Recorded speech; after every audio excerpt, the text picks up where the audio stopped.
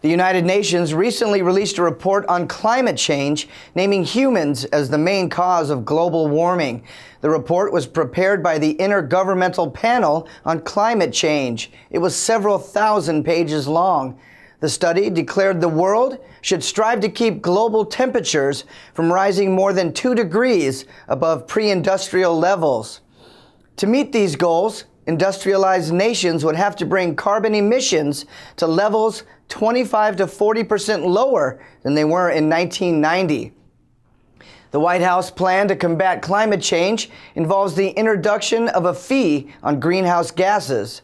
Many people claim scientists are nearly uniform in their conclusion that humans are causing global warming. Others are not so sure. Michael Dorsey is the director of Dartmouth's Climate Justice Research Project. Dorsey has made his career from studying the effects of environmental policy on society. He is also an avid proponent of social justice. Michael Dorsey is our guest on the show today. Michael, welcome to the show. Thanks for having me. Thank you. First off, you're currently attending the South by Southwest Eco Festival in Austin. Tell us a little bit about the panel that you're on, and also what is the main focus of the Dartmouth's Climate Justice Research Project? Well, first of all, South by Southwest Eco is a new endeavor by the South by Southwest folks that deliver the annual large music event. It's a conversation and it's an engagement that they've been having with environmentalists, with corporations, with governments, to really think about the future of America's environmental policy and indeed global environmental policy. It's here in Austin, Texas. We're all here for the next several days right now. And it's really opening the eyes, I think, of the average citizen, Jane and Joe's soccer mom, soccer dad, to think about environmental issues, think about environmental problems, and to get them engaged with folks that are working on those issues from government, from corporations, from non-governmental organizations, environmental groups. The Sierra Club, where I used to sit on the board, is one of the main sponsors of South by Southwest Eco, as well as companies like Chevrolet. They've got representatives here, as well as many other corporations. So it's an amazing moment to have a conversation with folks that are thinking about and concerned about environmental issues.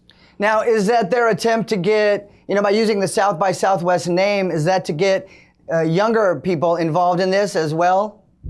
I think so, absolutely. I mean, one of the things that South by Southwest is famous for is bringing music to not just to Austin, but really bringing people together using music as a vehicle to do so. Young folks are interested in that, and not just young folks. I mean, it's intergenerational, it's transgenerational. So you've got people from around the country coming here. Last night I had the opportunity to sit down with councilmen from Austin, representatives from around the state, young folks, old folks. Everybody's really here thinking about not just music, having a great time, but also thinking about environmental issues, talking about environmental issues, talking about what needs to happen. Now, what is the panel that you're on?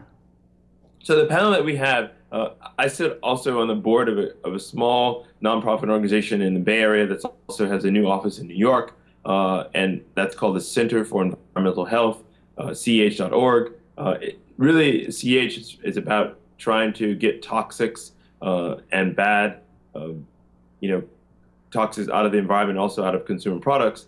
And CEH has co-sponsored a panel with the Hip Hop Caucus. Reverend Lennox Yearwood is executive director there, as well as DJ Spooky, who's on the panel, to really move the conversation, move the dialogue broadly about climate justice, but also about fracking, because Center for Environmental Health's new office in New York is really committed to having a conversation and stopping the problems of fracking, which is basically a new technique to get out bad 20th century energy out of the ground, particularly in the East and in the Midwest.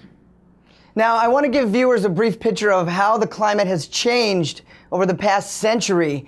Can you describe how the Earth's atmosphere has changed since the Industrial Revolution? Well, really quickly, really briefly, shortly, since the Industrial Revolution, since you go back to the mid 19th century, the late 19th century, to the present, we have been increasing the amount of carbon dioxide in the atmosphere, and that's mainly because we've been building more cars, we've been building more polluting energy generating facilities like coal-fired power plants and so forth and so on, and we've been putting carbon dioxide in the atmosphere, and that slowly but surely has been raising the temperature of the planet.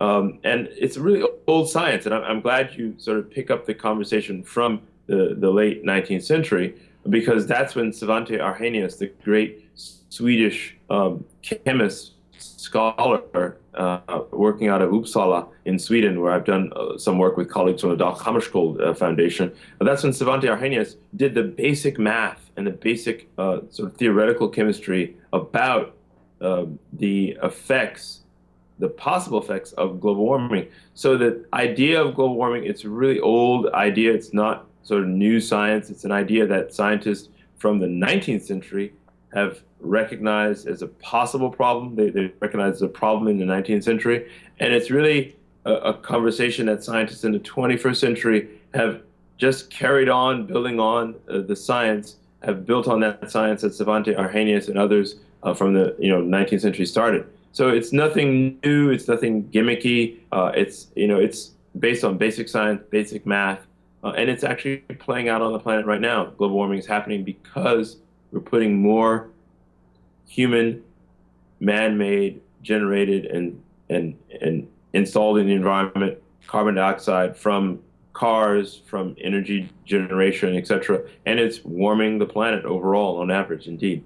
Well, what has been the rate of temperature change, say, within the last 20 years? How has it changed?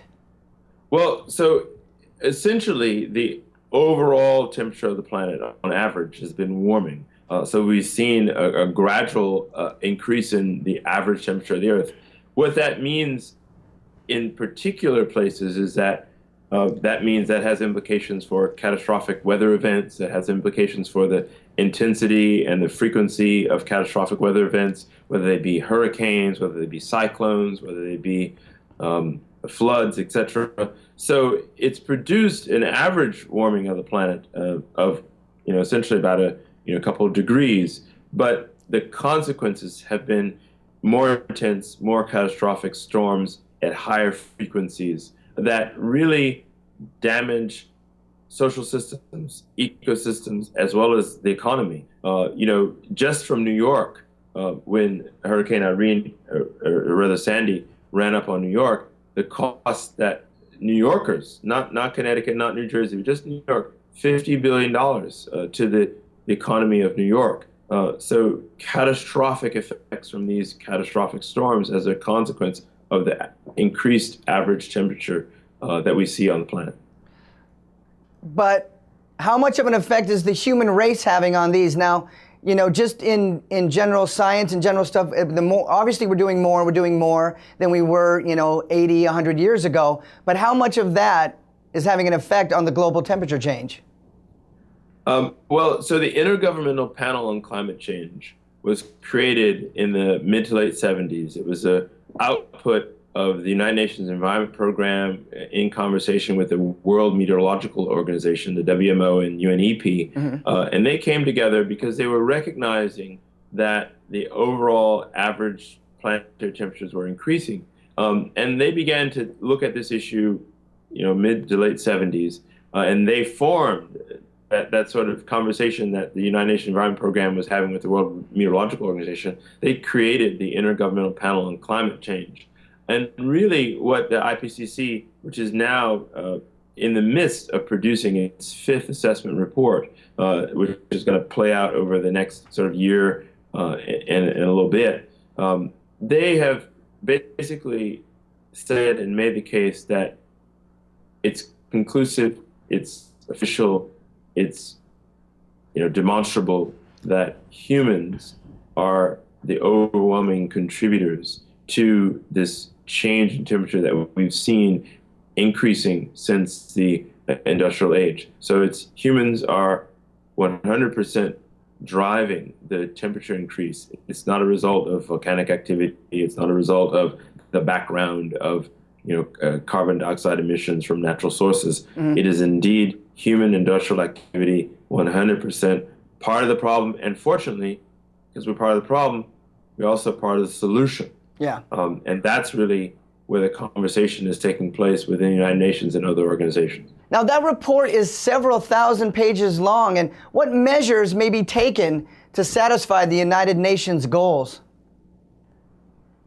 Well, I think people in the United States, people in other countries have an amazing, not just responsibility, but possibility and ingenuity to get out ahead of this problem that's unfolding. One of the things I think that we do really well in this country, in the United States, is rise up and stand up and step up to solve and tackle big, big global problems. We've done it in the fight against global HIV/AIDS. We've done that in terms of reducing and avoiding the growing, or what was the growing, ozone hole. The United States, American ingenuity, American leadership has led in terms of funding efforts to fight HIV/AIDS globally, led in terms of helping to bring countries together to negotiate and control what was the growing ozone hole, to slow that growth down and to get that under control.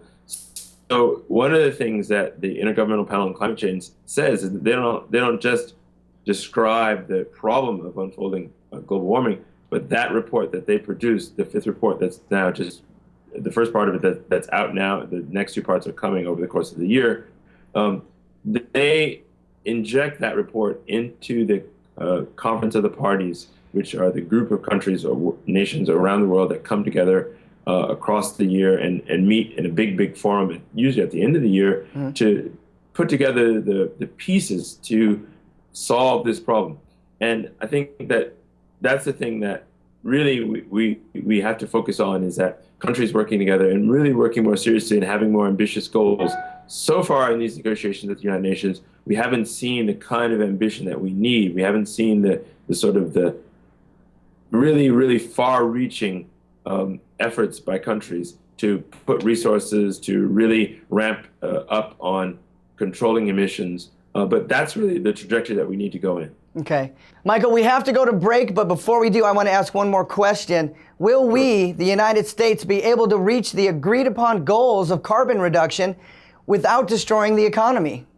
I think really that question's been answered. It's been answered by folks like Nicholas Stern, leading economist, was at the World Bank. It's been answered by colleagues colleagues of mine, like Rich Howarth, who's the editor of Ecological Economics. It's been answered by many economists. It's been answered also by politicians. If we act now to solve this problem, if we act now, the costs are minimal. The costs are small. The economic impacts, actually, we'll see benefits from raising the price of energy, shifting subsidies out of dirty old 20th century technologies like fossil fuels and moving them into solar and wind technologies, renewable energies, the energies of the 21st century. Those will generate benefits for the US, for the world, not just our economy, but the global economy. They'll drive change, they'll benefit communities if we act now. Okay. If we wait, if we delay, people will suffer, economies will suffer. That's guaranteed, it's known, it's a fact. Okay. We'll be right back with Michael Dorsey. More with him right after the break.